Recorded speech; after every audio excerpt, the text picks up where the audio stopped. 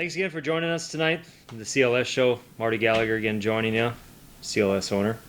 We got Brad both here with us, and it's been an exciting last week. Obviously, a couple weeks, right? We're kind of, I would say, to the mid-season point-ish of the Cedar Lake Speedway season. Plenty of racing and excitement to come. But let's recap our Independence Day 410 sprint cars with the World of Outlaws. We also had the USMSS Upper Midwest Sprint Series traditional sprints along with their wing sprints. That's right. And huge fireworks display. Yep. Big crowd. I got to be a part of it a little bit, and it was a lot of fun. A lot of great racing. A lot of 410 sprint cars. I think the car count on Friday night, I believe, was around 32, and then added a couple more for Friday night. And of course, Saturday night. And of course, with the traditional sprints and the wing sprints, a good car count there. Recap, let's start with Friday. How was the event, you thought, overseen? Like, just you're on the track, you're off the track, you're helping here, you're helping there. Yeah, it's really fun. We've had, like you said, we had really good car counts. The fan count was also very good. I think by the stuff that we did on social media, the advertising and whatnot, I thought that drew a lot more people also this past weekend, which was really fun to see. And of course, everybody wants to come to this big show once a year. Of course, if you're a big sprint car fan, Cedar Lake is a place to be right around the 4th of July, so it's kind of fun. And so, yeah, we really had a good showing of both cars, both traditional and the wing sprints for the UMSS. And then, of course, the World of Outlaws, like you mentioned, with 32 cars on Friday. El Bandito, Yankee Tequila, and Pepperjack Kennels, of course, brought up Rico Abreu on for the weekend, which was really fun, and that was kind of cool.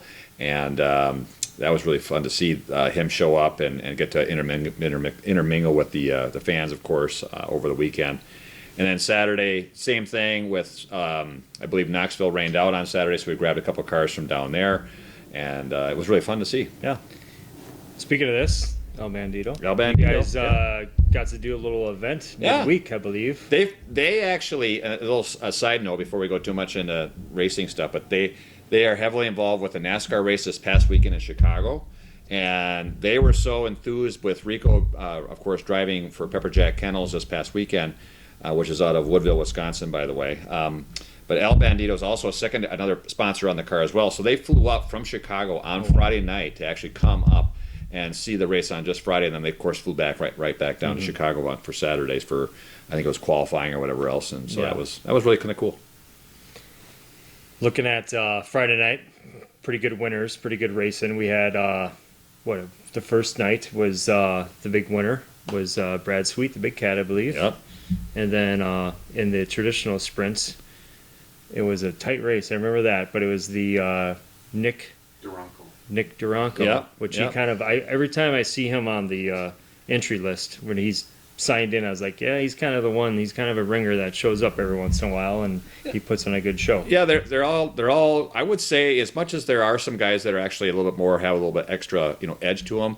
He's one of those drivers that has that. But honestly, I would say he would probably also say too is that there's a lot of both men and women in that class that actually drive very, very well, have a lot of talent in that class, and it's pretty evenly matched, simply due to the fact that there aren't wings on those cars, and he can actually, you have to really be able to manhandle that car around the racetrack. So it was fun to watch for sure. For a lot of laps, it was nick and tuck for him whether he was going to actually pass. So it was kind of fun to watch. And that's classes. Obviously, it's a beginner class for some people. So there's a lot of lap traffic, a lot of excitement. People that join that class. And a couple years ago, were running in the back. Now they're finding themselves in the mid pack, and hopefully they'll find themselves towards the front later on in their racing career. Fast forward to Saturday. Saturday, of course, you got the huge fireworks display.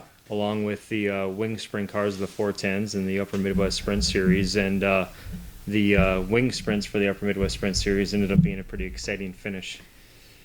Yeah, Chase and Mike Mueller, Chase Vebrock and Mike Mueller went right down to the line. They were, neck and neck, side by side for the last, goodness, I'd say 6, 7, 8 laps or something like that, from what I can remember, anyway. And Mike was on the bottom, Chase was on the top, and he was slowly reeling him in. You could just see it coming, but then I think when Mike realized he was there, of course, then his right foot got a little more heavier, and his other left foot got probably a little heavier too on the brake, just to make sure he could hit his spot. But yeah, it was really kind of fun to watch, and of course Chase took his momentum off of turn 2 on the very last lap and just shot down to the very bottom of 3, and just kind of got his car in front of Mike and won at the finish line. So it was really close. It was really fun to watch both Mike and Chase battle. Yeah. And then David Gravel, coming off of $250,000 at Huset's. Yeah.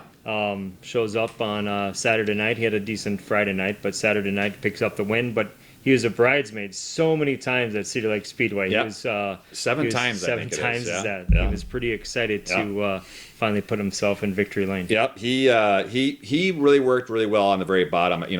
At Cedar Lake, the top was very, very dominant for the most part on the top of the racetrack there, of course, and all the drivers kind of went up there. And David's, I like guys like David or other guys that, I don't care who you are per se, but if everybody's driving the same position, well, obviously you either got to really put your nose in there or whatever else to kind of get them out of the way or bump them out of the way. Otherwise, I really like the guys or gals that go to the top if there's nobody up there on the top, or they go to the bottom. And that was the situation with David. David went down to the bottom and he just made it work. He just kept on working that bottom line and try to figure something out and find and searching for any kind of grip. And sure enough, he was finding it. He was digging it. He was making his own lane basically. And sure enough, with, I don't know how many laps was it. I'd say maybe about 10 laps to go, or a little bit less than that. Yeah. He finally made his pass, and it was fun to watch. Yeah. I know I had some friends and family around the area that weekend. They had a blast, but they also had a blast being able to go in the pits after the races. Yep. And I saw some pictures and videos of people in the pits after the races with the Outlaw drivers, with the Upper Midwest Sprint Series drivers, both Friday and Saturday. And I think that's what makes it one of the best parts about coming to Cedar Lake Speedway for that Outlaw show, is how inviting everyone is in the pit area. Well, one thing too that we did this year, which is something that I've talked about with my business partners and myself, is that we've toyed around with the idea of kind of like what Brainerd does for the big race they have every summer up there in Brainerd for the dragsters. NHRA, is that we like to actually have the same price to get in the grandstands as it is to get into the pits. So all day long on Friday and all day long on Saturday was the exact same price. So it didn't matter if you already had a ticket bought or whatever else. You could just go into the pits and basically just trade up your ticket and get a wristband. Then you just go ahead and just see what's going on inside the pit areas. Go talk to the drivers before as well as after the races. And I was very pleased on Friday night, Saturday morning, how many vehicles were still sitting there on Saturday morning when I got there in the morning, to just kind of see how many guys just stayed overnight instead of going typically to a hotel, whatever else. Of course, you're going to still have the guys that do that, but there were a lot of guys that stuck around a lot. That was pretty cool. A lot of full pits. The pit area, I talked to a couple of the World of Outlaw drivers, and you guys have redone the pits, which we've talked about. And they were really appreciative of that. Yeah. They don't go too many tracks where they get nice concrete slabs. Yeah, that's true. We are expanding that, as you just brought up. We expanded our pit area quite a bit by, I'd say probably at least 35-40%, I'd say. Maybe not quite that, but that's my rough math today. We've done a lot of work with pouring concrete for retaining walls and putting up new fencing and whatnot. But just to I think I mentioned this in a previous video, that one of our parking lots that we usually have for general parking, we kind of took over and expanded our pit spots. We put in some gravel. We'll probably eventually pour in more concrete slabs over there as well. So it's going to be fun to have a much bigger capacity to hold more cars, especially for our bigger shows. Yes, which we can talk about a little bit later. You got some bigger shows coming up. Yeah. Fireworks. We've talked about it in the past. Yeah. The fireworks are not just for the track itself, but for the community. Yeah. I think a lot of people in that New Richmond area love your guys' fireworks display, and of course this year it was amazing as always. Yeah, it's I don't know how to describe it other than say that it's right in front of your face. I mean, if you're in the grandstands, they don't go up a mile up in the air and they pop, once at a time for like every 20 seconds, whatever else. That's what I grew up anyway when I was a kid. No, it's Greg Elliott does a heck of a job. He's out of River Falls. We've had him for many, many, many years, and he has just nailed it every single year with the fireworks display that he puts on, and it's all over the racetrack. It's I think I still recall there was like 3 major sections he kept on popping, and every time I look up like an extra millisecond, there was another one popping. So it's nonstop, in your face. It's really right in front. I'm not kidding. It's in front of your face, and so it's really fun. And then obviously we recap. The Outlaws are coming back. It's like kind of hours in the sand glass. You think of early July, late June, right around that 4th of July. For the last how many years, you can expect the World of Outlaws to be back at Cedar They are Speedway. Back. Absolutely. Why would you wouldn't want to break this thing? It's perfect. It works great. So yeah. Now we go ahead. We got the month of money looking ahead for the rest of July here. So on July, the entire month of July is what we call the month of money. Where every class basically runs, and what I mean by every class basically consists of this. We've had 4 key core classes that we consider our regulars, and of course you have our late models, which is our top class, A modifieds. Step down from that would be super stocks, and then finally the Midwest modifieds. And the very first weekend on July 8th, we're going to have Midwest modifieds, which will be running for $5,000 to win. And that's, you just don't see that ever. So it's really kind of cool. A lot of guys from around the area will be wanting to run that race. That's on July 8th. And then we have another sponsor coming on board for that night, Cornerstone Concrete. They're out of I want to say out of Stillwater area. That's where they are, and they're going to be helping out with that night as well. And then, of course, Midwest Modifieds are brought to us, for a seasonal sponsor with V-Brock Performance Parts, and they're out of Somerset, Wisconsin. So, good to have that show. We'll probably have. I'm just going to take a rough guess between. I shouldn't probably do this because it's bad. Well, we could. Well, I would say 60. 60. And that would be my guess, because you look weekly, and this is just a rough estimate off of my side. You know the number. You guys probably play what, $500 to $800 on a normal night to the Midwest Modified winner, and you usually get 35 to 40 cars. So now you're paying about 10 times that. Yeah, 10 times that. That's they always put on a good show there at Cedar Lake Speedway with the 3-4 wide, and they know how to get around there. So right. It'll be fun. I wonder if there's going to be any gunners. You get a guy that usually runs a modified or a late model is going to hop in someone's Midwest mod that night. Very well could be. That's true. We do see that, and I get. To be fair, I think that's kind of crappy. I don't like to see that, but I do understand when guys do it though. But I like to see the guys that work hard, that stay in that class. And there's other guys that I think at the same moment I could say the guys that have been staying in that class for the past 15 years, they should probably move up. Move up to a different class. But yeah, I have seen that too though. But that is kind of fun to see where guys are really get competitive and try to win that money. So that's obviously we got July 8th taken care of. Yep. We got a couple other weeks. I see. Basically, like I said, it's all through the month of July. So then the 15th of July rolls around, and that is for our pro stocks. They're running on that night, or what we call now super stocks, because we are WISSOTA sanctioned. So that if nobody knew this or not, we actually did sanction one class with WISSOTA this past year, which is now super stocks, and so we call it that now. And that is sponsored also that night. That's again, by the way. That's another $5,000 to win. So each one of these nights is for $5,000 to win in the month of July. They rarely run for that type of money as well. No. And that's sponsored by Matco Tools by John Olson, and he's right in Hudson. And I think he also does a lot of work also on the east side of St. Paul. Nice. Yeah. Again, thanks for joining us, CLS show. Make sure you like and subscribe for us. Now we move to, I believe it's the modifieds would be the following week, or is it the late models? Late models are the following week. They're on the 22nd of July, and they are brought to us by Sabre Plumbing, Heating, and Air Conditioning. He's located out of Maple Grove, but he's got offices, I think, all over the place. And we have a lot of other sponsors on that night, too. We have Caliber Collision is going to be coming out that night as well. Great sponsor of ours, and JT Auto, and then Bernard's used to call it Bernard's Northtown in Richmond, but they're Bernard's Chrysler Jeep. They're in Richmond as well. They're all going to be coming out that night as well. But that's on the 22nd of July. Again, $5,000 to win. And so we're looking forward to also seeing a lot more. That's kind of like if you will, like a pre-up for one of our big shows that we have in August, and we'll get to that in a while. So yeah, that's what's happening on the 22nd. And then finally on the 29th of July, the very last week, we have the A Modifieds. They're coming out again, and they are sponsored by Iverson Trucking. Okay. And I'm trying to think who else I have to mention here from a sponsor's perspective. I'm just trying to remember here. Oh, yes, we have Willow River Saloon out of Burkhart, and Columbia Pipe is going to be upstairs in our VIP that night, so it's going to be fun to have them as well. That's actually, speaking about all these sponsors, obviously if they could reach out to you, reach out to the track, because I've been up in that suite area, and it is super nice. Like, say if I worked at Caliber Collision, hey, we sponsor the races, I'm a worker there, they give me some tickets, I get to go hang up in the VIP area, you get a great view of the track, got food, drinks, AC if you want to be inside, you can sit out on the deck. It's one of the nicest VIP areas I've seen at a trip around the Midwest area. It's top notch. And you guys, the hospitality is top notch on top of it. Thank you, very nice. That's very nice to say.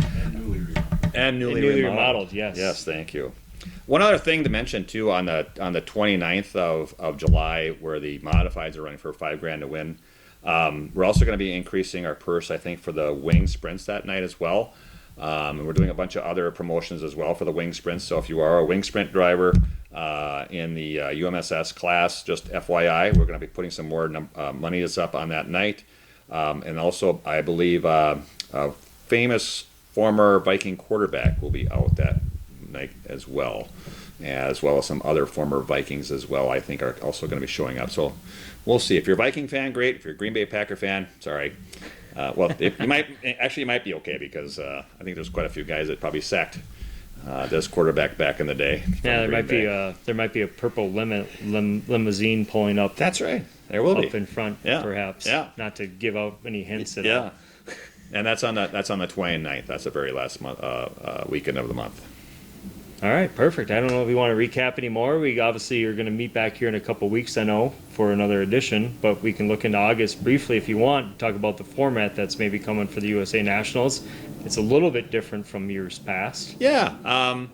So, the one thing that I wanted to, talk about for sure in regards to the big show that we have in the month of August, it's the USA Nationals is pretty renowned for being one of the biggest open shows that we have around the country. It's one we call the crown jewels.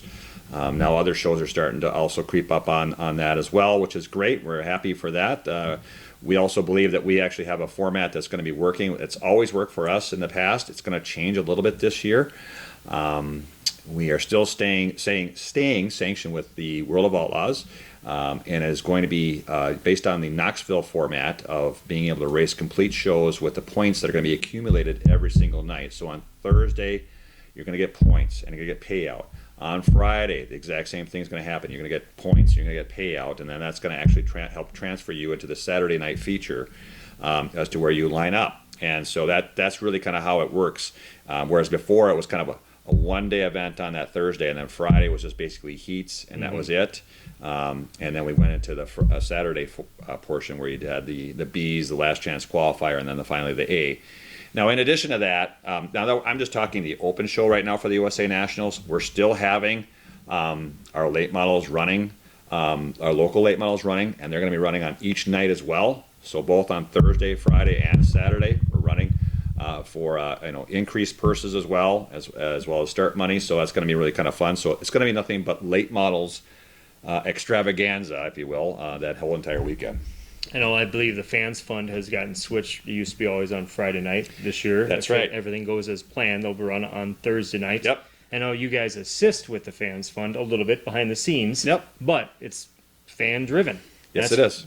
One of the most amazing things I've seen about racing up here in the Midwest, or just all over. Yep. Like, to drag people to run this track that would never take a chance to drive X amount of drivers. I've seen Oregon, I've seen Florida, guys that won't come this way. Yeah. They get voted in. I know Fans Fund has their page up and running now. They've had some issues here recently. But that's another thing you can connect to Cedar Lake Speedway for that USA Nationals weekend through the Fans Fund program. And if you have a driver that's, hey, this is my favorite driver and he races in New Mexico, maybe you can get enough votes for that guy to drive up here. I would love to see some new blood, new names, There's always guys that come up here. There's always guys that seem to get in the fans fun, and that's fantastic. I'm happy for them. But whenever we can get some new blood, like you were just saying, some new fans to come to Cedar Lake, some new drivers that don't normally make their way up to the Upper Midwest, I think it's fantastic. It's a way to bring more, new, like you say, put a breath of fresh air into the USA Nationals too with some new drivers, and it's they really dig it. We have a big banquet then on Saturday where we recognize every one of those drivers, and of course those drivers, they raffle off some panel doors, their doors, door panels, panel doors. Listen to me, door panels from their cars. They bring them up, and then you just have a drawing, and you might go home with somebody's door, and that's kind of cool. Yeah, even We're here, working on one even right up here, there. there's one right there. Yeah. Yeah. So it's there's lots of prizes and whatever else. We're gonna have bands this week. We have at the night it's fantastic parties at night. Also during the days though, we actually have some bands playing on Saturday. I'll tell you what, this past weekend too at the World of Outlaws, there's a band called North of 64. They did a great job. I love them. They're fantastic. They're local. They're great to work with, and we have had nothing but good luck with them. And they're going to come back out again and play, just during the day, kind of get a good vibe going throughout the day on that Saturday. And then of course we always have our parties on Thursday and Friday night as well. So those are always a good time. And Brad, I always get this question when I'm around the track, and it's not just necessarily for USA Nationals, but just any race weekend, camping-wise. If I want to camp at the track here in 2 weeks, should I call you, show up? How should I do that? I know USA Nationals, do you go online? Do you call the track? Other racing? Or is it just... I would love to tell you to call us. I would never want to tell you not to call us. So if you ever want to come to the USA Nationals, we'll try to find a spot for you. There are some people that do cancel. We do have right now. We have a waiting list. We have quite a few spots and that we've actually expanded this past year, and we've sold out.